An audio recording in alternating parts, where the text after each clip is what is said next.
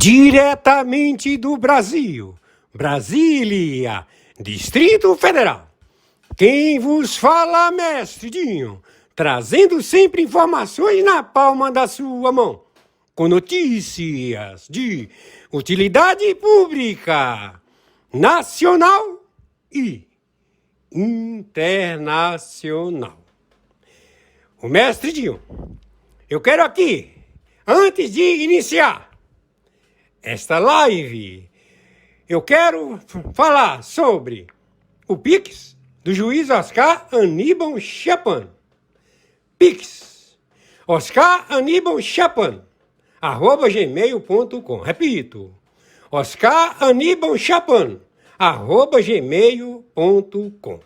Está na descrição desse vídeo. Muito bom dia, dia 26 de maio de 2026.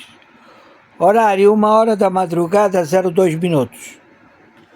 As retrospectivas e também as posições exercidas pelos representantes das forças de exército, marinha e aeronáutica que se encontram na China, tomando orientação global para o apoio da Rússia, da China, da Turquia, da Norte-Coreia, do Irã, do Hamas, do Hezbollah, da Guarda Revolucionária, todos localizados no Brasil, com a principal outorga deste espúrio comportamento terrorista, extremista, narcotraficante mundial, chamado Luiz Inácio Lula da Silva, óbito, já determina imediatamente que este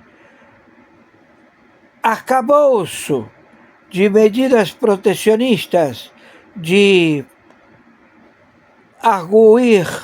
arguições para o lar, através do procedimento jurídico lawfare, não prospera.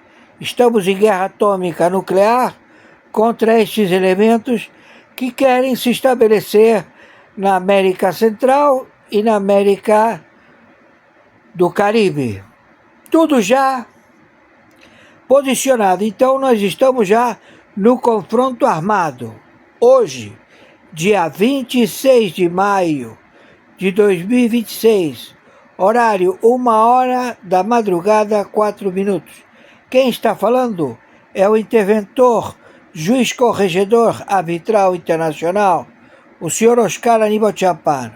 Não há averbação da ONU que faça esta conduta em querer reivindicar democracia de países narcotraficantes inseridos numa trama global de extermínio da população do planeta. Todos eles já com vastas provas de assassinatos, envenenamentos, confronto de guerras contra países, também transporte de bombas nucleares, mísseis balísticos, já detonaram ogivas nucleares na Ucrânia, já detonaram ogivas nucleares em vários procedimentos de países vizinhos, fronteira com a Índia e o Paquistão, também na China, também na Índia. Então, tudo isto já com vastas provas irrefutáveis. Por favor, nos ajudem. Hoje, dia 26 de maio de 2026, estamos já com a captura e extração deste elemento que se faz chamar Luiz Inácio Lula da Silva, um espia, um terrorista, traficante mundial de drogas, conhecido como Luiz Inácio Lula da Silva. Ele vai ser extraído hoje, ainda nesta madrugada do dia 26 de maio de 2026. Já não temos o que prolatar. Já está determinada a extração deste narcoterrorista extremista mundial Luiz Inácio Lula da Silva, conjuntamente com todos da Orcrim, Foro de São Paulo, Grupo de Puebla, o primeiro e segundo escalão do seu governo. Todos vilipendiaram e realizaram o maior DEFAL do planeta, hoje, dia 26 de maio de 2026. Já temos todas as determinações. Estamos em guerra atômica nuclear contra estes países. China, Turquia, Norte-Coreia, Rússia, Guarda Revolucionária do Irã. Já está tudo determinado. Muito bom dia, 26 de maio de 2026, segunda live. Houve uma live nas primeiras horas da madrugada e esta seria a terceira, não é? Mas a segunda é desta que estamos procedendo. Vamos ter que começar tudo de novo, só um instantinho. Deu problema em Houston, Texas. Muito bom dia, dia 26 de maio de 2026. Horário, 1h da madrugada, 02 minutos.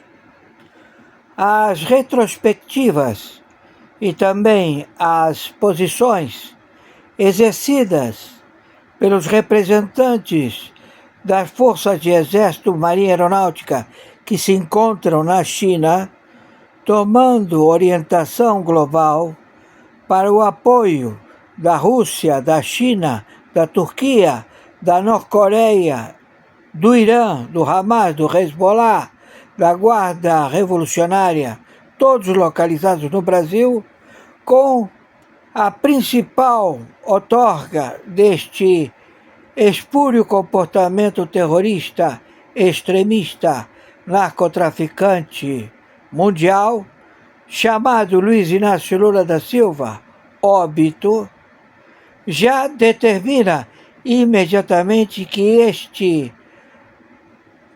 arcabouço de medidas protecionistas, de arguições, parolar, através do procedimento jurídico, lawfare, não prospera. Estamos em guerra atômica nuclear contra estes elementos que querem se estabelecer na América Central e na América do Caribe. Tudo já posicionado. Então nós estamos já no confronto armado. Hoje, dia 26 de maio de 2026, horário 1h da madrugada, 4 minutos. Quem está falando é o interventor, juiz corregedor arbitral internacional, o senhor Oscar Aníbal Chapano. Não há averbação da ONU que faça esta conduta em querer reivindicar democracia de países narcotraficantes inseridos numa trama global de extermínio da população do planeta. Todos eles já com vastas provas de assassinatos, envenenamentos, confronto de guerras contra países, também transporte de bombas nucleares, mísseis balísticos, já detonaram ogivas nucleares na Ucrânia, já detonaram ogivas nucleares em vários procedimentos de países vizinhos, fronteira com a Índia e o Paquistão, também na China, também na Índia. Então, tudo isto já com vastas provas irrefutáveis. Por favor, nos ajudem.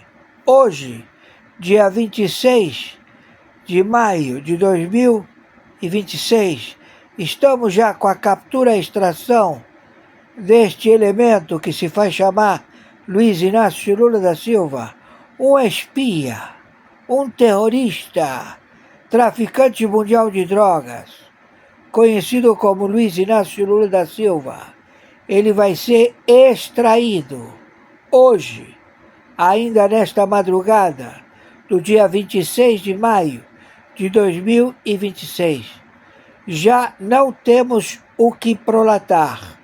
Já está determinada a extração deste narcoterrorista extremista mundial, Luiz Inácio Lula da Silva, conjuntamente com todos da ORCRIM, Foro de São Paulo, Grupo de Puebla, o primeiro e segundo escalão do seu governo.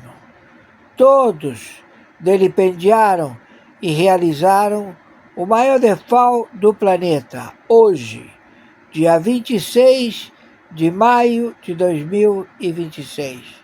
Já temos todas as determinações. Estamos em guerra atômica nuclear contra estes países. China, Turquia, Norte-Coreia, Rússia, a Guarda Revolucionária do Irã. Já está tudo determinado. Muito bom dia, dia 26 de maio de 2026. Horário 1h da madrugada, 02 minutos.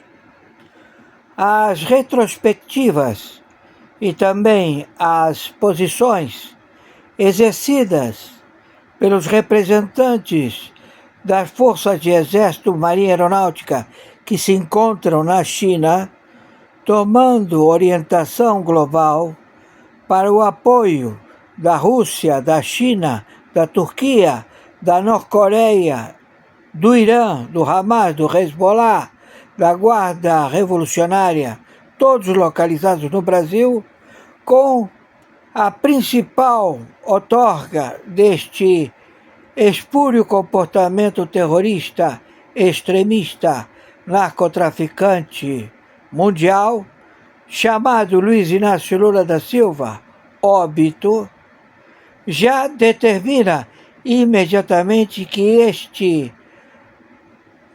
arcabouço de medidas protecionistas, de arguições, parolar, através do procedimento jurídico, lawfare, não prospera. Estamos em guerra atômica nuclear contra estes elementos que querem se estabelecer na América Central e na América do Caribe. Tudo já posicionado. Então nós estamos já no confronto armado. Hoje, dia 26 de maio de 2026, horário 1h da madrugada, 4 minutos. Quem está falando é o interventor, juiz corregedor arbitral internacional, o senhor Oscar Aníbal Chapano. Não há averbação da ONU que faça esta conduta em querer reivindicar democracia de países narcotraficantes inseridos numa trama global de extermínio da população do planeta. Todos eles já com vastas provas de assassinatos, envenenamentos, confronto de guerras contra países, também transporte de bombas nucleares, mísseis balísticos, já detonaram ogivas nucleares na Ucrânia, já detonaram ogivas nucleares em vários procedimentos de países vizinhos, fronteira com a Índia e o Paquistão, também na China, também na Índia. Então, tudo isto já com vastas provas irrefutáveis. Por favor, nos ajudem. Hoje, dia 26 de maio de 2026, estamos já com a captura e extração deste elemento que se faz chamar Luiz Inácio Lula da Silva, um espia, um terrorista, traficante mundial de drogas, conhecido como Luiz Inácio Lula da Silva. Ele vai ser extraído hoje, ainda nesta madrugada do dia 26 de maio de 2026. Já não temos o que prolatar. Já está determinada a extração deste narcoterrorista extremista mundial, Luiz Inácio Lula da Silva, conjuntamente com todos da ORCRIM, Foro de São Paulo, Grupo de Puebla, o primeiro e segundo escalão do seu governo. Todos vilipendiaram e realizaram o maior DEFAL do planeta, hoje, dia 26 de maio de 2026. Já temos todas as determinações. Estamos em guerra atômica nuclear contra estes países: China, Turquia, Norte-Coreia, Rússia, Guarda Revolucionária do Irã. Descoberto o ladrão, que é o sistema jurídico federal da República Federativa do Brasil, ele se apoderou de todos os bancos, fazendo que os bancos, eles disseram: escuta, nós emprestamos dinheiro a vocês que vêm lá de fora e vocês não querem pagar o dinheiro, a gente não ganha nada. Como é que a gente vai ganhar dinheiro? Então, o judiciário alega que ele emite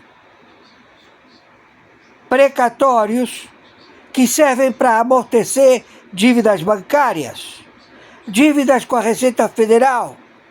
E aí os bancos, em vez de pagar os tributos com dinheiro, eles pagam com precatório. Então você vê que os bancos têm o lucro de 600%, 800%. Por quê? Porque o judiciário está emitindo títulos de moedas podres que servem para pagar dívidas bancárias, dívidas com a Receita Federal. E esses títulos também servem para pagar a indústria. Títulos com a indústria. O sujeito da indústria não paga os impostos, paga com esses títulos. Entenderam? Então, uma ciranda de gangsters que emitem esses títulos. E quem é que faz isso? O sistema financeiro do Brasil. E esse sistema financeiro do Brasil, ele exportou? Sim, ele exportou para a Europa, ele exportou para a África, ele exportou para a Oceania, para o Vietnã. E ele é o grande mentor. Então, ele está a dar palestras. Ele sai pegando avião e dando palestras na África, na Europa, na Ásia. E ensina como fazer. Então, o crime destes gangsters, ele se apoderou. Entenderam? Mas e aí que aconteceu? Eles estabeleceram o resultado de pagar propina. Eles pegaram o que assumiu o marketing, o marqueteiro, o óbito Luiz Inácio Lula da Silva, desde que assumiu a presidência, começou a viajar pelo mundo afora e ensinar a todos eles mandarem os precatórios para o Brasil, que aqui ele tem um banco centralizador, o Banco Master. E por que o Banco Master?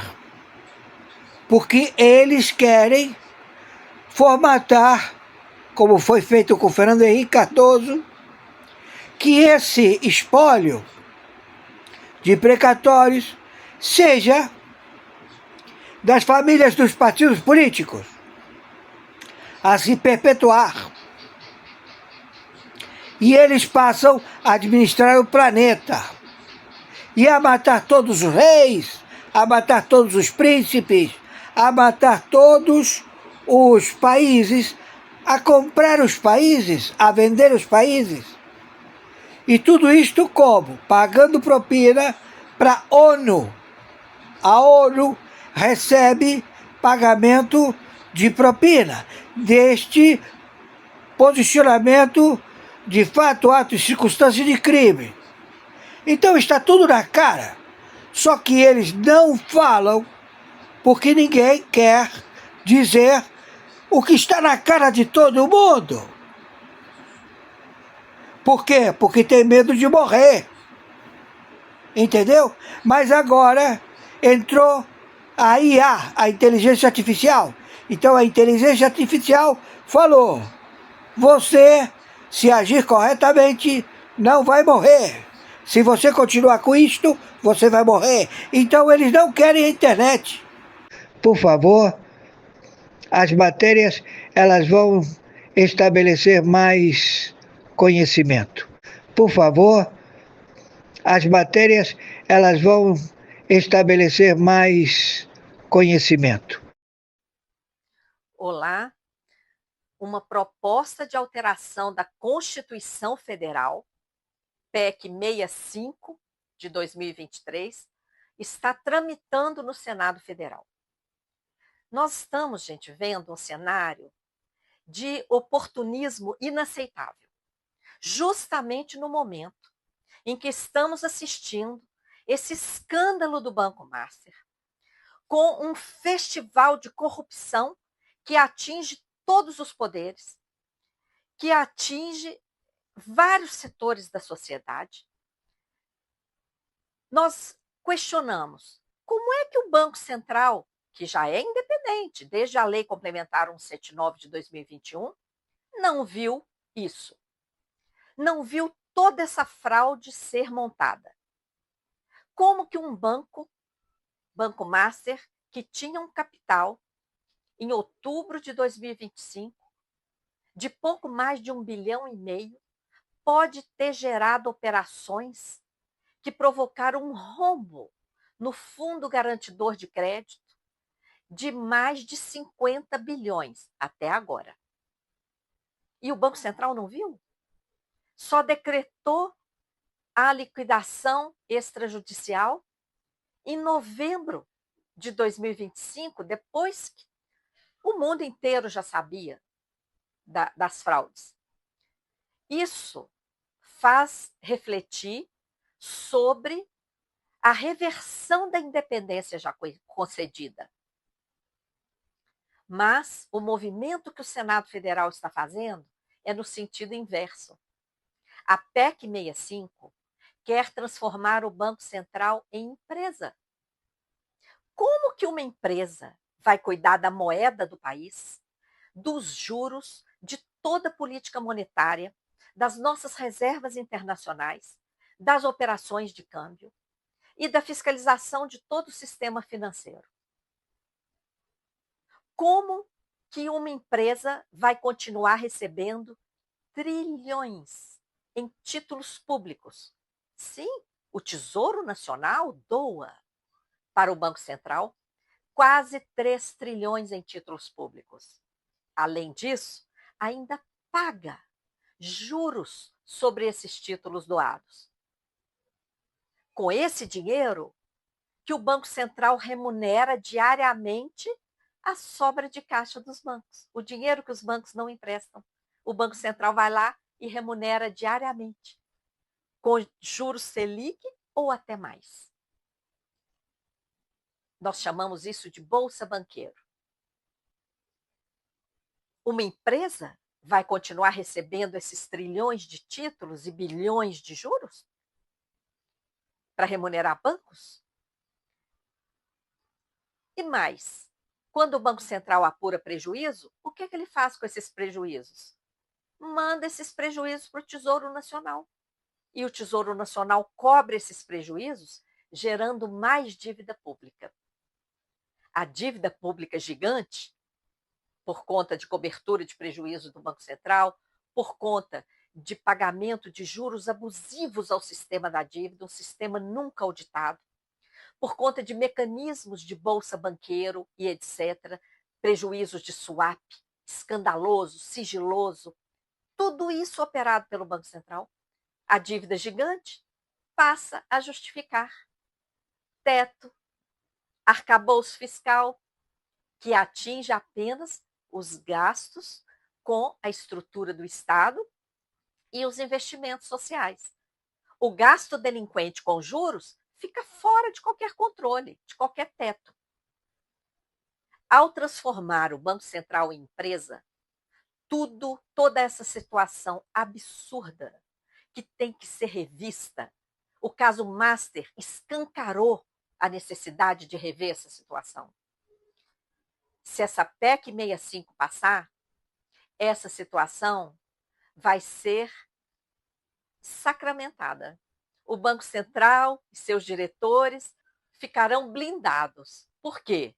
Qual é o poder do Estado sobre empresários? Por isso, pessoal, a Auditoria Cidadã da Dívida preparou uma carta que resume o que eu estou falando aqui nesse vídeo. Essa carta a gente colocou numa ferramenta com apenas um clique do seu celular ou seu computador.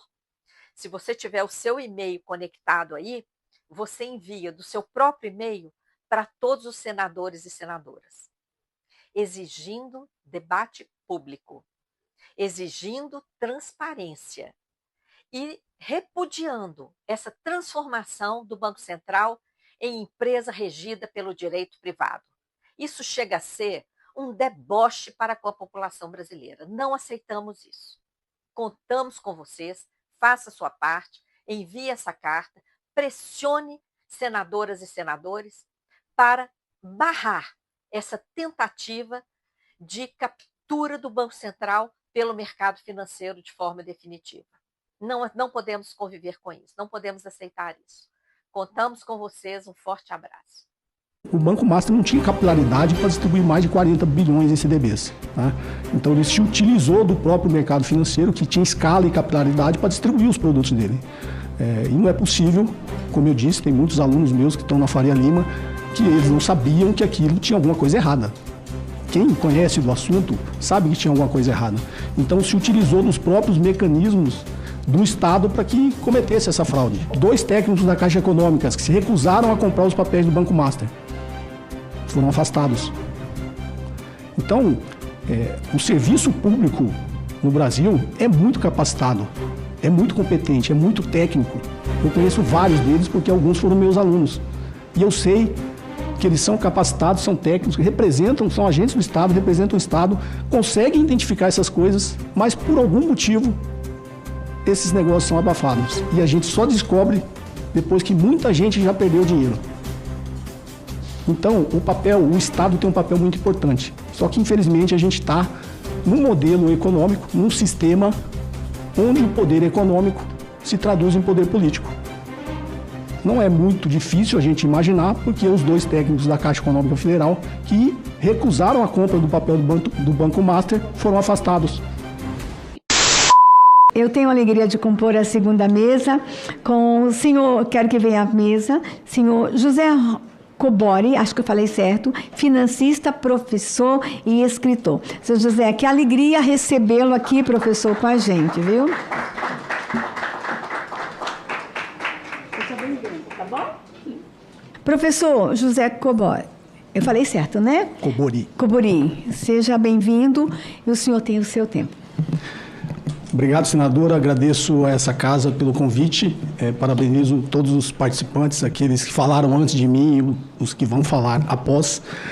E também fico feliz. Eu acho que eu devo ser o mais velho, né, de todos os participantes. Bem mais. Mas eu fico feliz porque, como eu sou um pouco mais antigo, as mulheres vêm ganhando cada vez mais participação no mercado financeiro. E eu fico muito satisfeito com isso.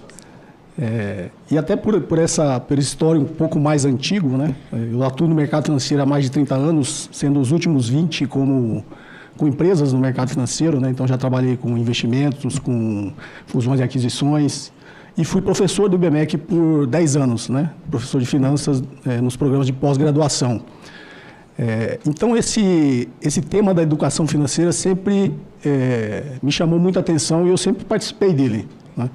Então, vou seguir um pouquinho aqui, para não correr o risco de ser repetitivo, né, sendo o 6º a falar, vou tentar fazer uma fala, senador, um pouco mais crítica, mas sempre uma crítica construtiva, né, do que seria o papel do Estado na proteção dos pequenos investidores. Antes da ascensão da tecnologia e das redes sociais, já existia um grande evento de educação financeira no Brasil que se chamava Circuito Expo Money, do qual eu tive o prazer de ser um dos palestrantes, né? A gente passava em todas as capitais e nas maiores cidades do interior, falando sobre educação financeira. Era um evento que era patrocinado pela própria, na época, a Bolsa de Mercadorias e Futuros e a Bovespa, que hoje, depois da fusão com a CETIP, se tornou a B3, por todas as corretoras, por todas as entidades do mercado financeiro e de capitais. E era um evento, obviamente, antes da tecnologia, presencial. E sempre foi um evento que buscou levar a educação financeira para os pequenos investidores, principalmente, para que eles não entrassem, não caíssem nessas armadilhas que o mercado sempre apresenta. Porque, inevitavelmente, é da natureza humana ter ali uma minoria de pessoas que se aproveitam da ingenuidade das pessoas para tirar proveito. Então, a minha crítica, e no final, assim como a Débora, eu vou tentar fechar a minha linha de raciocínio, eu vou fazer a proposta do que seria, acho que até esse é o objetivo de uma audiência pública, a gente tentar melhorar os projetos de lei que saem das casas legislativas. Obviamente, é muito importante ter a Semana Nacional do Pequeno Investidor, que é um evento que vai levar a educação financeira, mas, por ser tão antigo, eu acho que só a educação financeira não será suficiente. E aí, no final, eu faço, talvez, a minha sugestão do que eu acharia que deveria ter nessa Semana Nacional do Investidor. Como eu disse, eu fui professor de finanças por 10 anos, hoje eu tenho muito orgulho, de vez em quando encontro ex-alunos, que hoje fazem parte, são analistas de mercado, são nos órgãos do Estado também, na própria CVM, no Banco Central, no Tesouro Nacional. E a gente tem um corpo de técnicos nas instituições públicas, principalmente, obviamente nas instituições privadas também, nos grandes fundos de investimento, muito capacitada. E já existem leis para coibir vários tipos de tentativas de fraude, ou de, no mínimo, enganar o investidor. Há muito tempo atrás eu tinha mais contato com a CVM, hoje nem tanto, mas tive o prazer de conhecer alguns dos integrantes da CVM, porque, como a Débora falou, as maiores fraudes que a gente viu nos últimos 12 meses foram fraudes feitas dentro do sistema legal. Não foi como disse a Débora, um envio de um phishing, de pegar a pessoa e realmente cometer um crime. Foi feito dentro do próprio sistema financeiro. O próprio evento do Banco Master, o Banco Master não tinha capilaridade para distribuir mais de 40 bilhões em CDBs. Então, ele se utilizou do próprio mercado financeiro, que tinha escala e capilaridade, para distribuir os produtos dele. E não é possível, como eu disse, tem muitos alunos meus que estão na Faria Lima, que eles não sabiam que aquilo tinha alguma coisa errada. Quem conhece do assunto sabe que tinha alguma coisa errada. Então, se utilizou dos próprios mecanismos do Estado para que cometesse essa fraude. Então, citando 3, a Débora citou alguns, a própria Americanas. Por mais que a gente leve a educação financeira para o investidor, é impossível um pequeno investidor chegar no nível de capacitação técnica para identificar a fraude que eles fizeram na Americanas. Ele vai lá comprar a ação da Americanas, mas a fraude foi feita toda dentro da própria estrutura de finanças corporativas da Americanas. Então, só um especialista que tivesse acesso realmente a todos aqueles detalhes daquelas operações, do risco sacado que eles estavam fazendo, ia chegar nessa conclusão. Então, o nível de educação financeira que a gente levar para o investidor não vai capacitar ele para identificar isso. Isso é um papel do Estado, isso é um papel dos órgãos fiscalizadores e dos órgãos reguladores. A Ambipar, a Ambipar, para quem sabe, lá no início, junto, o controlador da Ambipar, junto com o Nelson Tanuri, junto com 2 fundos do Banco Master, atuaram para inflar o papel da Ambipar, valorizou em mais de 800%, para que ele fosse utilizado na privatização da SEDAI, lá em São Paulo, da EMAI, lá em São Paulo. Que depois o próprio mercado financeiro executou essa dívida que não foi paga e acabou entregando a EMAI para a Sabesp, um outro processo também questionável de privatização. Então, os técnicos, eu me lembro bem, nesse caso da Ambipar, os técnicos da CVM já tinham identificado isso. Por que esse negócio não foi em frente? 2 técnicos da Caixa Econômica que se recusaram a comprar os papéis do Banco Master foram afastados. Então, o serviço público no Brasil é muito capacitado, é muito competente, é muito técnico. Eu conheço vários deles porque alguns foram meus alunos. E eu sei que eles são capacitados, são técnicos, representam, são agentes do Estado, representam o Estado, conseguem identificar essas coisas, mas por algum motivo esses negócios são abafados. E a gente só descobre depois que muita gente já perdeu dinheiro. Então, o Estado tem um papel muito importante. Só que, infelizmente, a gente está num modelo econômico, num sistema onde o poder econômico se traduz em poder político. Não é muito difícil a gente imaginar, porque os 2 técnicos da Caixa Econômica Federal que recusaram a compra do papel do Banco Master foram afastados. Não é difícil a gente imaginar, porque os técnicos da CVM identificaram os problemas na Ambipar e esse processo em algum momento parou. Então, o Estado, não adianta a gente levar a educação financeira para os investidores se o Estado não atuar da forma que deve atuar, sendo fiscalizador e regulador do mercado. Porque as entidades do mercado financeiro já fazem educação financeira há muito tempo.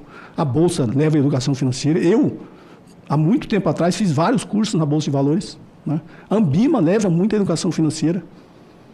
Todos esses eventos sempre existiram, a gente leva a educação financeira.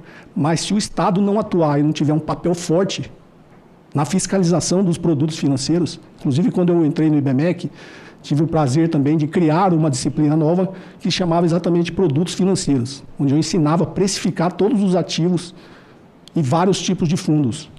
E eu sempre fui o cara chato, né? Por isso que eu estou sendo chato agora, viu, senador? Inclusive na Expo Money, né? Eu sempre falava, minha palestra é a última do evento, que todo mundo falava tudo que ia dar certo. Eu era o cara que ia lá e falava, ó, vai dar errado, né? Então, todo mundo que vem com investimento, é porque o investidor, a gente tem esse problema, a gente só olha o retorno, né? Só que em finanças tem uma relação de risco e retorno. Se uma coisa está dando retorno demais, porque tem um risco maior. Então, eu sou o chato que vai lá e fala do risco. Porque eu sempre ensinei, se você souber mensurar o risco, o retorno é consequência. Faz parte do ser humano o sentimento de ganância. Então, a gente vai olhar sempre para o retorno, não vai olhar para o risco, né? Todo mundo está atrás de ganhar dinheiro, não está atrás de perder dinheiro. Só que eu sempre falei, se você estiver atrás de ganhar dinheiro, você vai perder dinheiro. Então, eu acho que a Semana Nacional do Pequeno Investidor, senadora, no projeto de lei, se for possível ser alterado, nesse evento, eu acho que seria muito benéfico para todos os investidores que existisse alguma espécie de sabatina dos órgãos fiscalizadores e reguladores. Imagine aqui, né, os representantes da CVM, do Banco Central, né, dessas entidades sendo, uma vez por ano, confrontado com os investidores. Eu garanto que, se tivesse isso nesse ano aqui, tudo que eu falei aqui ia ser confrontado. E aí, né, esses órgãos, através do poder que eles têm, que lhes foi instituído pela política, deveriam dar explicações para o investidor, né? Porque a sua área técnica recomendou isso e esse negócio não foi para frente. Porque a sua área técnica recomendou isso e ela foi afastada. Porque o poder político nesse país, o poder econômico nesse país se traduz em poder político. E eu acho que a gente tem que resgatar o papel do Estado, porque o Estado é uma abstração humana. O Estado e o dinheiro, inclusive, né? São abstrações humanas. O Estado foi criado para regular uma relação desigual. E no mercado financeiro, a relação desigual que ele tem que regular é do poder econômico sobre os pequenos investidores. Porque, inevitavelmente, gente, se o poder econômico quiser enganar o investidor, vai enganar. É só o Estado que consegue intervir nessa relação e proteger os mais fracos. Então, eu acho que, se fosse possível, né, nessa semana, ter esse tipo de cobrança e confrontação, né, dos órgãos fiscalizadores e reguladores, eu acho que seria muito mais objetivo e benéfico, além, obviamente, de levar a educação financeira para o pequeno investidor. Obrigado. Professor, meu Deus.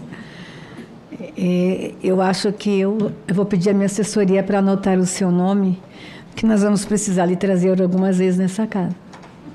E eu acho que a gente poderia colocar no projeto também que todo deputado e senador tinha que fazer um curso de educação financeira. Eles vão sentar sempre à sua esquerda, hein?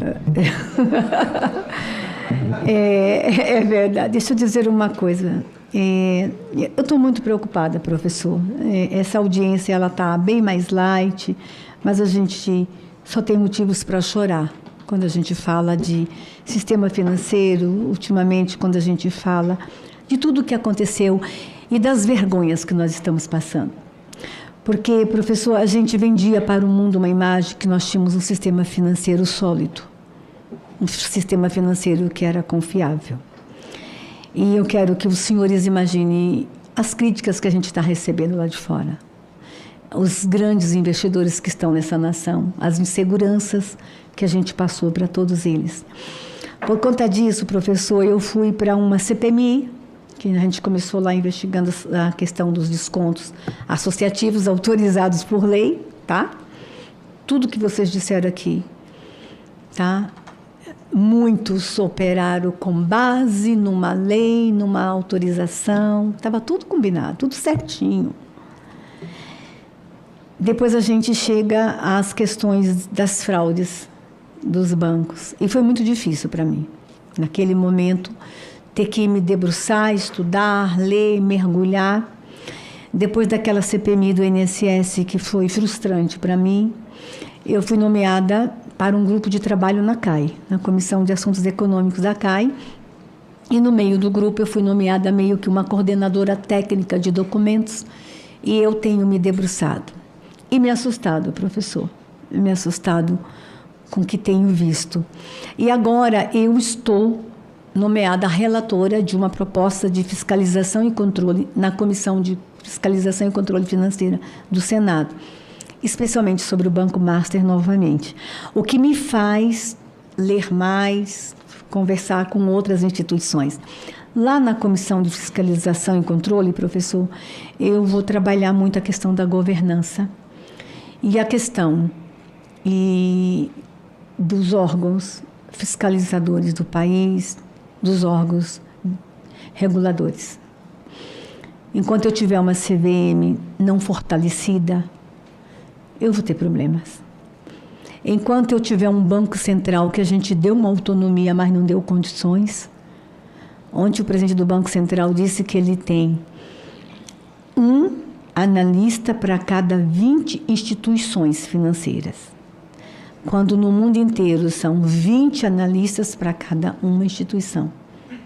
O presidente do Banco Central disse para nós que ele não pode pagar hora extra nem hora noturna para os seus funcionários, porque a legislação não permite. Como é que um Banco Central, que se relaciona com o mundo inteiro, e o horário bancário no mundo inteiro é diferente do nosso, é de noite, é de madrugada, eu não posso ter funcionários de noite.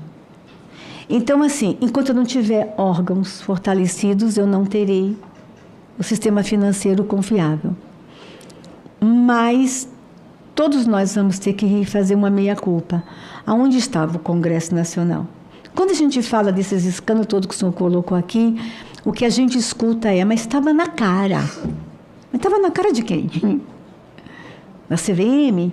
Do Banco Central? Do Ministério Público? Do TCU? Da CGU? Do Congresso? Estava na cara de quem? Como é que estava na cara de todo mundo e ninguém viu? Então, a gente vai ter que rever, sim, professor. A sua fala é uma fala bem preocupante. A gente vai ter que rever muita coisa. E lá na proposta de fiscalização e controle que eu estou conduzindo, eu vou fazer algumas audiências públicas e eu vou ter o nome dos senhores guardado. Pra gente, e lá eu não vou ser essa light aqui, não, tá? Lá vai ser briga mesmo. Especialmente, Débora e Cristiane, quais são os furos legislativos? O que nós temos que fechar na legislação? Aonde a legislação facilitou o caos que nós estamos vivendo hoje? Eu quero muito terminar o meu trabalho na outra comissão propondo. Eu não vou pôr ninguém na cadeia, bem que eu queria. Eu sempre quis ser delegada para falar, esteja preso. Eu não vou conseguir posso fazer muitos encaminhamentos para o Ministério Público, mas quero deixar encaminhamento de nós temos brechas para serem fechadas. Obrigada, professor, por ter se posicionado dessa forma, de ter ido um pouco além do que o projeto propõe, mas eu acho que estava na cara de todo mundo. E por que a gente não fez? Por que a gente não evitou? Tá? Muito obrigada, professor. Eu que agradeço a oportunidade e quando a senhora tiver todo mundo falando que vai dar certo, me chama que eu vou falar o que vai dar errado. Eu acho que eu tinha te colocado o senhor por último. Parabenizar a iniciativa do Senado, obviamente, né, pela apresentação desse PL e por realizar essa audiência pública, parabenizar todos que participaram, a qualidade técnica realmente nos impressiona, e vindo, né, das pessoas que vieram, que a gente admira, quem é do mercado financeiro, né, admira esses profissionais. Cerrar fileiras com a minha amiga Débora aqui, né, que apesar de conhecimento técnico, eu escolhi por fazer uma fala um pouco mais política, já que a gente está numa casa política, e por mais que seja um assunto técnico, eu acho que a gente só vai melhorar quando a gente ter um embate numa luta política, porque o investimento, o pequeno investidor ainda é minoria quando comparado aos grandes investidores, né? E como a Marília falou, é um mercado extremamente importante, porque é só o mercado de capitais que fornece investimento de longo prazo para as empresas, né? Então, sempre que ocorrem esses eventos, né, de fraudes, de tudo que ocorreu, isso, na verdade, acaba afastando esses investidores do mercado, né? O investidor pequeno, ele já tem um certo receio. Quando acontece esse tipo de evento, a gente acaba afastando os investidores de fazer e colaborar com a poupança e o crescimento de longo prazo do país. Então, não que eu seja pessimista, como a Débora também falou, é porque eu acho que quando a gente aprende a identificar realmente onde está o problema, que a gente consegue encaminhar as melhores soluções, né? Então, eu sou o cara lá que fica falando do risco, fica falando do problema, mas é óbvio que eu também tenho otimismo, né? Apesar de descendente japonês, eu sou brasileiro, tenho otimismo com o futuro do nosso país e tenho otimismo e rendo uma homenagem ao corpo técnico do Estado brasileiro. Como eu disse, eu conheço muito do serviço público, né, dos técnicos do serviço público, aqueles concursados, inclusive nessa casa legislativa, conheço vários servidores aqui, sei da excelência técnica e sei o quanto o Estado brasileiro, pelo menos nesse corpo técnico, é extremamente competente, né? Então, acho que o Estado precisa aproveitar os talentos que a gente tem para proteger o mercado financeiro, o mercado de capitais e os pequenos investidores. Então, só tenho a agradecer o convite de hoje. Obrigada, professor.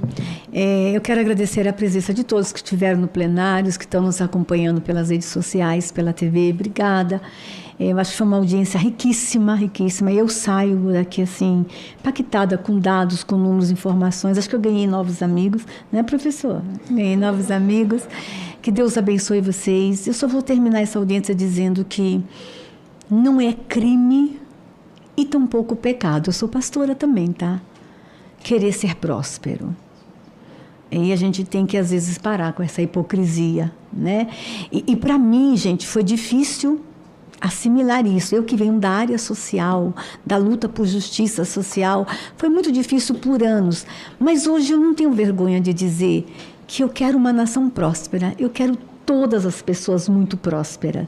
Eu queria muito que a gente tivesse possibilidade de ter mais pessoas prósperas, que todo o meu povo fosse próspero. E eu acho que a gente pode começar por aqui. Por aqui. Agradeço a presença dos senhores, obrigado aos senhores convidados, currículos extraordinários, por terem aceitado o convite. Em nome da presidente da comissão, a senadora Tereza Leitão, da autora do projeto, a senadora Jussara, você viu só uma mulher, presidente da comissão, autora, o relator da matéria, a secretaria, obrigada, toda a secretaria por ter conduzido. Eu só vou pedir licença aos senhores convidados. Como eu já os abracei no início, eu não vou conseguir dar um abraço final. Eu estou com uma emergência no plenário, eu vou levantar da mesa correndo para o plenário. Mas quero agradecer, muito obrigado por terem ajudado a Comissão de Educação a fazer essa discussão. Nada mais sendo a tratar, eu declaro encerrada essa reunião. Obrigada. Professor, prazer, viu? Olá, Brasil, e a todos vocês que estão nos acompanhando, este é o canal Rota da Notícia. Mais uma vez aqui trazemos informações muito importantes, atualizadas de tudo que está acontecendo em Brasília neste desgoverno de Luiz Inácio Lula da Silva. Urgente, uma reviravolta. André Mendonça manda prender. Mega operação da Polícia Federal. Também vamos trazer aí todos que foram presos e algemados aí pela PF. A casa do governador do Rio amanheceu com a PF na porta e Moraes tentando fugir. Sim, os Estados Unidos veio com tudo para cima do ministro. Todos os detalhes eu trago aqui para você agora. Mas antes, por favor, por gentileza, se você não é inscrito, se inscreva, deixe seu like, comentário, clique no sininho e não esqueça de compartilhar os nossos vídeos para que mais pessoas, além de você, possam ficar muito bem informadas. O teto das instituições nacionais acabou de desabar por completo. A República está sofrendo o maior abalo sísmico da história moderna. O império do medo e da blindagem dos poderosos foram completamente pulverizados em uma reviravolta monumental que paralisou os bastidores de Brasília no dia de hoje. O ministro André Mendonça deu uma canetada cirúrgica implacável, fazendo a Polícia Federal ir para as ruas cumprir ordens avassaladoras logo cedo. E uma mega operação com dezenas de mandados foi deflagrada, resultando em prisões dramáticas, algemas disparadas, apreensões e afastamentos imediatos de autoridades de cargos eletivos. O pânico é generalizado no topo da política porque bilhões de reais foram rastreados e o cerco contra uma organização criminosa bilionária finalmente se fechou. Mas o verdadeiro pânico mundial que está acontecendo e fazendo o chão tremer envolve a fuga desesperada e covarde e humilhante do ministro Alexandre de Moraes. Uma das figuras mais poderosas do judiciário brasileiro entrou em colapso total, em fuga desesperada. Alexandre de Moraes tentou usar todos os artifícios, malabarismos para tentar fugir do Tribunal Federal da Flórida. Porém, a casa do ministro caiu. Sim, ele foi encurralado. A velha imprensa corrupta está em silêncio, obsequioso e tentando amordaçar a verdade a todo custo. Mas as máscaras estão caindo e o sistema está sangrando ao vivo e você não pode perder nenhum detalhe desta bomba que está explodindo nas redes sociais. Por isso, deixe seu like, compartilhe, inscreva-se aqui no canal Rota da Notícia. Estamos no Rota da Notícia porque o plano de fuga de Moraes está indo por água abaixo. E eu vou trazer todos os detalhes disso que está acontecendo aqui para você. Mas antes, pessoal, eu quero falar para vocês. O sistema está em pânico porque Flávio Bolsonaro encontra no dia de hoje Donald Trump. Sim. E Donald Trump vai com tudo para cima de Lula, com tudo que Flávio Bolsonaro tem levado a ele. Bom, vamos lá. A canetada de André Mendonça. O ex-governador Cláudio Castro é alvo de busca e apreensão no dia de hoje, no caso Banco Master. Em uma decisão cirúrgica e de altíssima voltagem política, o ministro André Mendonça, do STF, autorizou uma mega operação da Polícia Federal que sacudiu os estados do Rio de Janeiro e de Brasília. Os agentes federais cumpriram 10 mandados de busca e apreensão, mirando diretamente o ex-governador Cláudio Castro. A ação é um desdobramento direto da Operação Barco de Papel, que apura fraudes e desvios monumentais envolvendo o Banco Master, instituição financeira controlada por Daniel Vorcaro. A Polícia Federal identificou um rombo bilionário no Fundo da Previdência dos Servidores do Rio de Janeiro. A evolução do golpe foi de 2023 até 2024, sendo altamente suspeitos a bagatela de 970 milhões de reais. E depois, em 2025, pulou para 3 bilhões de reais. Cláudio Castro é suspeito de atuar diretamente nas negociações políticas que viabilizaram esses aportes bilionários em troca de vantagens indevidas, complicando drasticamente sua situação jurídica perante ao STF.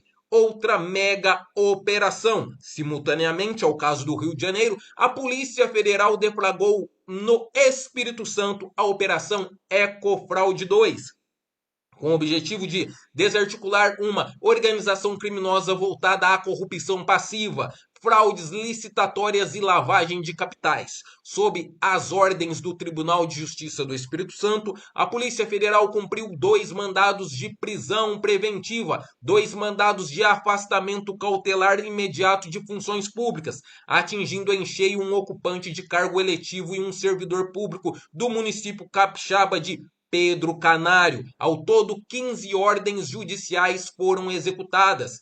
A investigação comprovou que políticos e empresários fraudavam licitações de eventos públicos, superfaturavam contratos e utilizavam contas de laranjas e operadores para movimentar vultuosas quantias de dinheiro em espécie. As penas somadas dos crimes investigados podem superar 30 anos de prisão.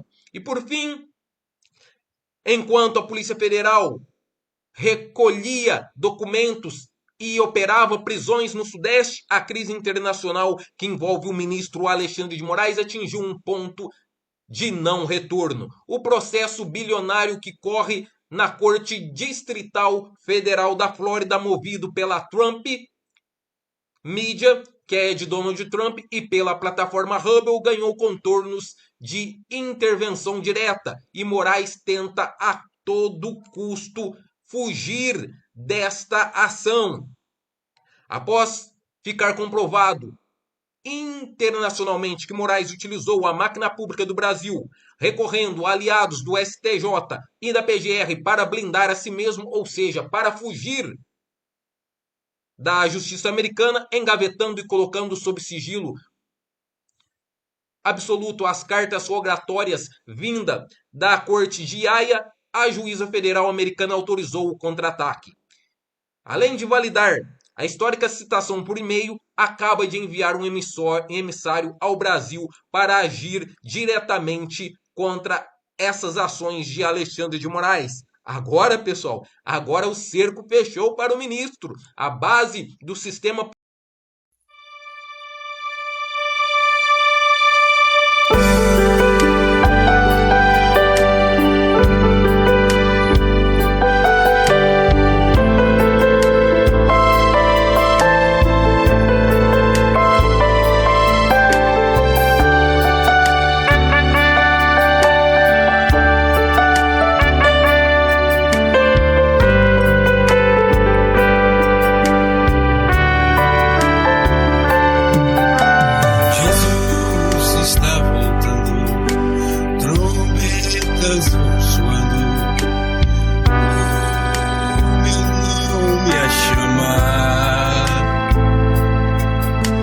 Jesus está voltando, trombetas vão soando, Ele vem me buscar.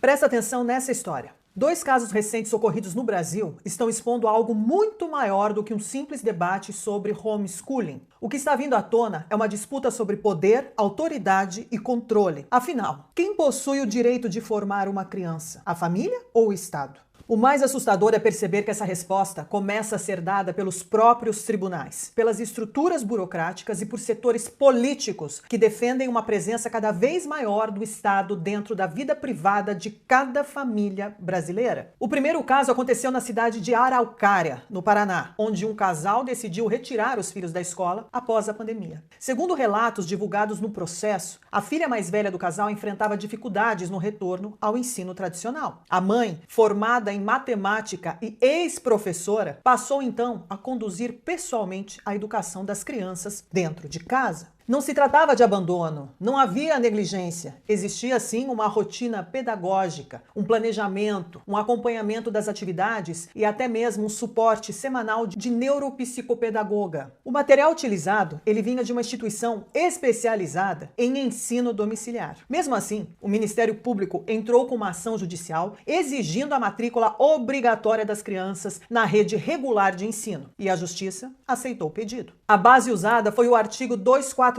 do Código Penal, uma lei de 1940, escrita num Brasil em que quase metade da população era analfabeta, e que define abandono intelectual como, abre aspas, deixar sem justa causa de prover a instrução primária de filho em idade escolar. Fecha aspas. O detalhe absurdo é que, neste caso, ninguém acusava os pais de abandonarem os filhos sem educação. O Estado reconhecia que havia ensino. O problema era outro. Os pais ousaram ensinar sem autorização estatal. A justiça determinou uma multa diária de R$2.000, enquanto os filhos não fossem matriculados numa escola reconhecida oficialmente. A família resistiu e continuou ensinando as crianças em casa. Em poucos meses, a multa já havia alcançado cerca de R$186 mil, mas o valor continuou crescendo diariamente e durante mais de um ano ultrapassou R$1,4 milhão.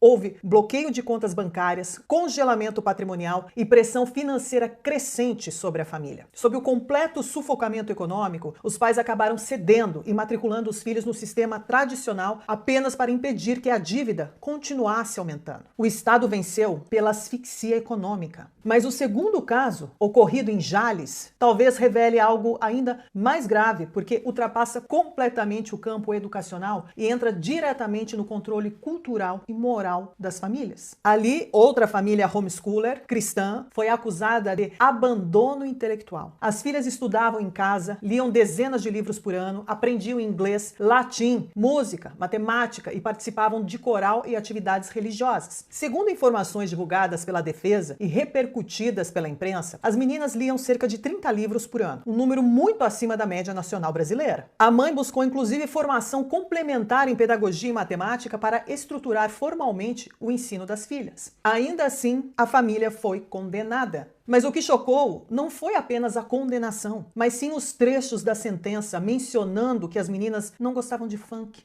ou sertanejo e preferiam música cristã, estudavam latim e apresentavam formação cultural diferente do padrão esperado.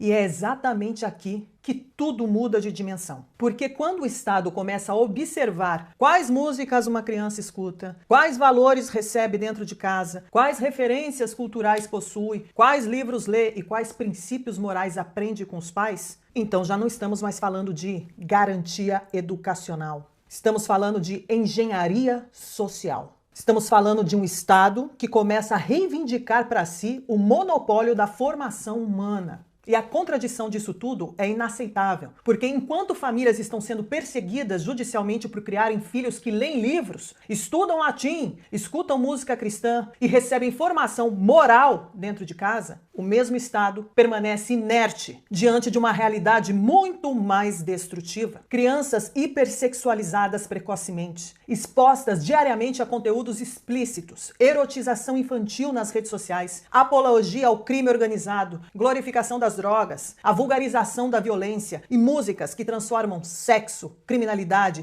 e degradação humana em entretenimento normalizado. Nesses casos, raramente vemos pais sendo investigados por abandono intelectual. Raramente vemos multas milionárias, raramente vemos bloqueio de contas bancárias e raramente vemos o aparato estatal entrando na casa dessas famílias para discutir quais conteúdos culturais estão sendo consumidos pelas crianças. E é exatamente essa seletividade que torna tudo ainda mais revoltante. Porque o problema, aparentemente, não é apenas proteger crianças. O problema parece ser quais valores estão sendo transmitidos. Quando meninas que leem dezenas de livros por ano, estudam música clássica, passam a despertar mais preocupação estatal do que crianças expostas diariamente à banalização do crime, da pornografia precoce e da degradação cultural, então fica evidente que o debate deixou de ser pedagógico há muito tempo.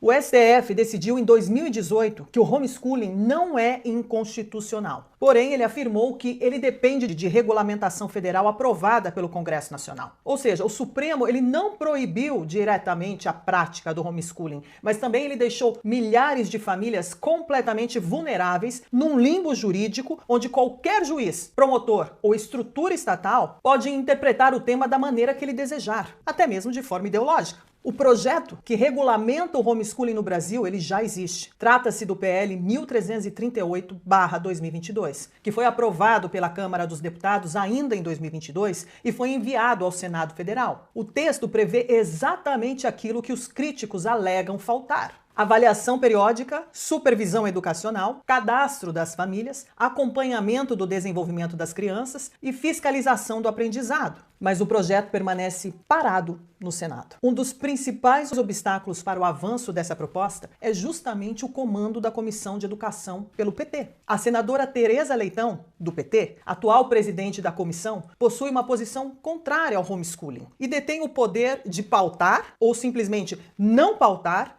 a votação do projeto. Enquanto o Senado mantém o projeto congelado politicamente, famílias brasileiras inteiras continuam sendo esmagadas judicialmente num vazio legal criado pelo próprio Estado. E esse é o aspecto mais perverso, porque o próprio Estado impede a regulamentação e depois pune famílias porque não existe regulamentação.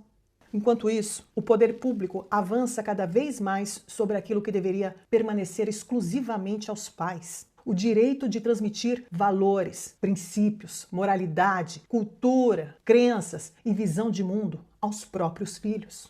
Quando um Estado passa a reivindicar a autoridade, não apenas sobre o conteúdo escolar, mas também sobre a formação moral, cultural e psicológica das futuras gerações, passamos a ter um problema grave, civilizacional.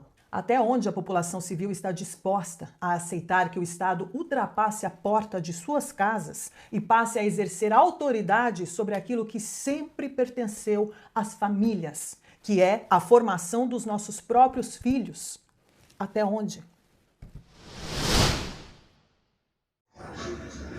Muito boa tarde, 16h49 do dia 26 de maio de 2026. Estamos com todas as tropas já, com os operacionais, em todo o território da República Federativa do Brasil.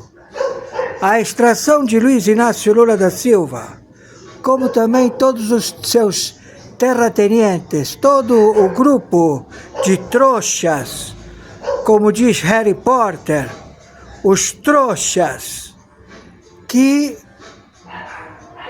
se apelidam ser membros do Comando Vermelho, do Comando da Capital, dizem que são os Pikachu, e o Marcola não sabe nem quem são esses filha da puta, como também Beramar não os conhece, como também Macio VP não conhece nenhum desses filhas da puta, que se dizem do Comando da Capital, do Comando Vermelho, que estão lá em Portugal, na África, na Europa, tudo mandado por esse filho da puta, conhecido como Luiz Inácio Lula da Silva, que vamos te pegar dos bagos, seu cromunhão filha da puta.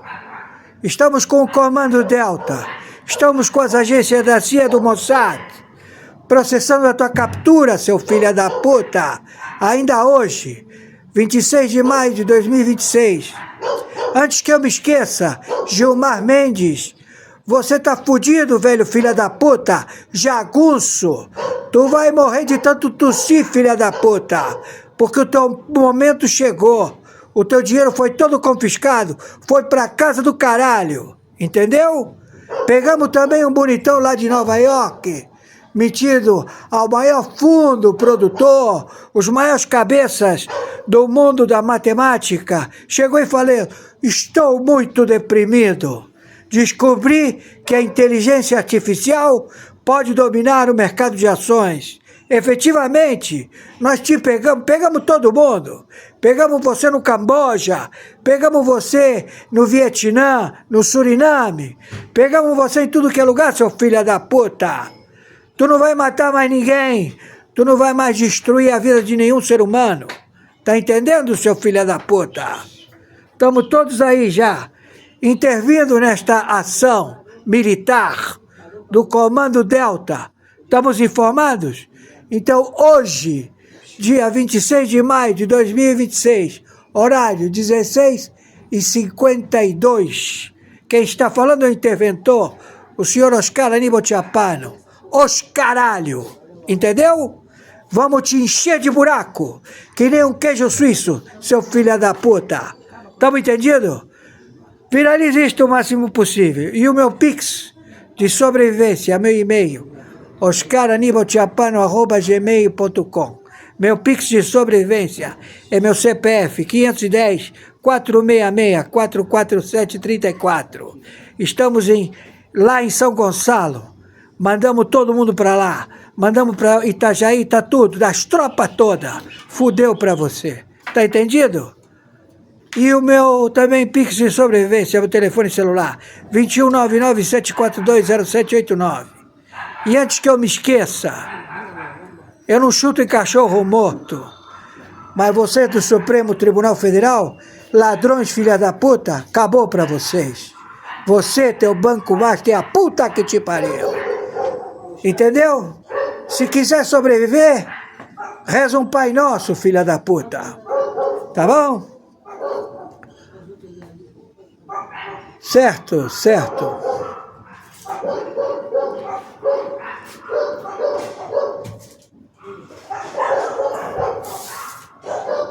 Ok, sir. Thank you, sir. Ok. 300 milhões para matar Trump. Vamos pegar esse filho da puta hoje. Ok, sir. Thank you, sir. Ok, sir. Ele tá aqui, vamos pegar esse filho da puta hoje. Ok, sir. Thank you, sir. Forgettable. Unforgettable. Yes, sir. Thank you, sir. Eu estou já na descrição, né, dessa transmissão ao vivo. Ok? Então, vocês poderão verificar que tem uma frase, e no final da frase, logo aí no topo, tem a palavra mais. 4 letras. Mais. Indica o que acontece. Para vocês entrarem na descrição, né, do celular, do tablet, do notebook ou do computador, clica. Então, vocês clicando aí, vocês vão entrar, observar, né, que existe uma palavra perfil social. E depois do perfil social vem Mercado Livre. E está escrito, canal Mestre Dinho.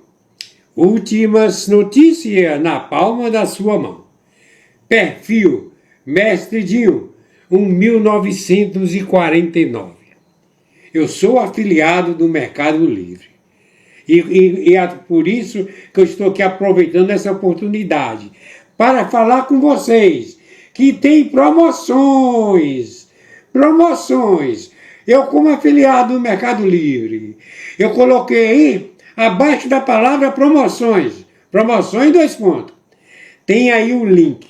Todo mundo sabe o que é o link. O link do Mercado Livre. Você clica no Mercado Livre aí, nesse link do Mercado Livre. Não vai sair num só produto, não. Vai sair numa vitrine. O Mercado Livre, por enquanto, tem quase 200 produtos. Certo? Produtos, a maior parte com promoções. Produtos que nós precisamos. Aqueles produtos relacionados que nós temos necessidade de comprar dia a dia. Então, vocês sabem que o Mestre Dinho, eu sou afiliado do Mercado Livre. Vocês compram, certo? Vocês negociam no parcelamento, né? Se é com 10 parcelas, ou com 12, ou com 18 ou mais, depender, tem de entrar aí, né, certo? Na descrição, no link do Mercado Livre. Ok? E, descendo, certo? Eu também sou afiliado do Shopee. Tem assim, vitrine do Construa Civil Mestre Dinho. Afiliado da Shopee. Aproveita as promoções. Mais de 500 produtos do afiliado do Shopee Mestre Dinho. Construa Civil Mestre Dinho.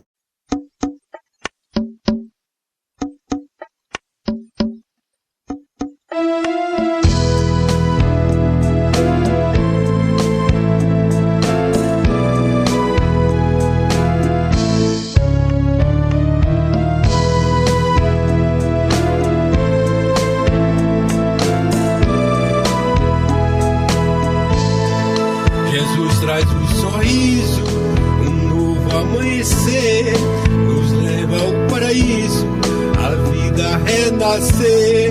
Novo dia raiou, a paz no coração, tudo novo se tornou, alegria e mansidão.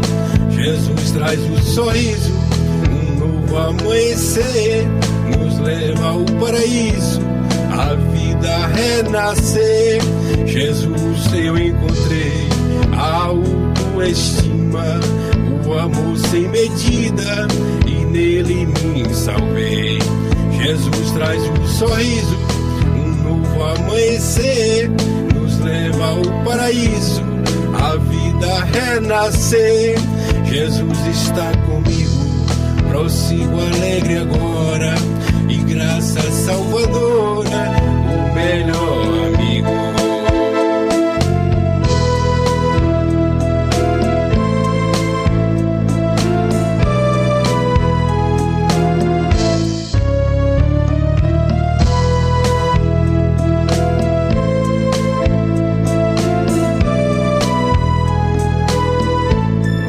Jesus traz um sorriso, um novo amanhecer, nos leva ao paraíso, a vida renascer. Jesus pensa em mim, como posso temer, com o amor sem fim, Cristo me faz vencer. Jesus traz um sorriso, um novo amanhecer, nos leva ao paraíso, a vida renascer. Dentro do meu coração, tudo novo se tornou, um passado de aflição, novo dia raiou. Jesus traz um sorriso, um novo amanhecer, nos leva ao paraíso, a vida renascer. Novo dia raiou, a paz no coração, tudo novo se tornou, alegria e mansidão.